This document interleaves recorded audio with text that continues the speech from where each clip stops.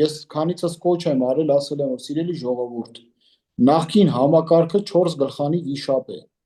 Եվ ամսի 7-ին, հունիսի 7-ին, դուք այդ վիշապի 4 գլուխները հատելու հնարավորություն ունենալու եք։ Մնացածը քաղաքացիական հանրության կամքի վրա ենք թողնում։ Նիկոլ Փաշինյանը 3 գլխանի վիշապի մասին է խոսում։ Միշտ դժվար է այդ նույն վիշապի 4-րդ գլխի դերակատարությունը սեփական իդեմը սեփական անձի տեսնելը, Նիկոլ Փաշինյանը ուներ շանս իրականում այդ 3 գլխանի վիշապի գլուխները հատելու, բայց ով է մեղավոր, որ չօգտվեց։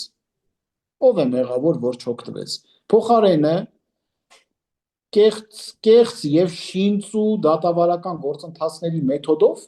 լվացավ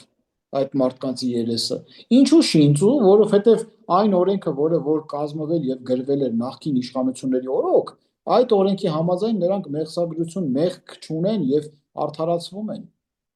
Պետք է իրականացվեր լուստրացիա։ Շատերը չեն հասկանում դա ինչ է, որտեղ մասնագիտական հնարավորություններ չունեն եւ մասնագետ չեն։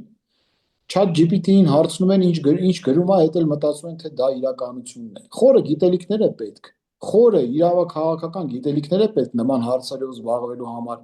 Եվ ես էլ եմ ասում, Նիկոլ Փաշինյանը կորցրել է այդ շանսը, այդ հնարավորությունը, որ իրոք այդ վիշապը մնար 3 գլխանի եւ այդ գլուխները հատված լինեին։ Ցավոք սրտի նա վերածվեց 4-րդ գլխի։ Որտեւ եթե սիստեմայի վերջը չես տալիս, դու դառնում ես այդ սիստեմայի մասը։ Դրանով ամեն ինչ ասված է։ Հաջորդ իշխանությունները պատասխանատու կերպով հայտարարում եմ ես ձեզ։ Հաջորդ իշխանությունները, եթե եղան ոչ նախկին, ոչ ներկա,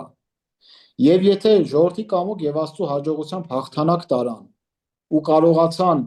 միանձնյա ձևավորել կառավարություն, եթե այդ իշխանությունները լուստրացիա չիրականացնեցին, նրանք վերածվելու են այդ վիշապի 5-րդ գլխի։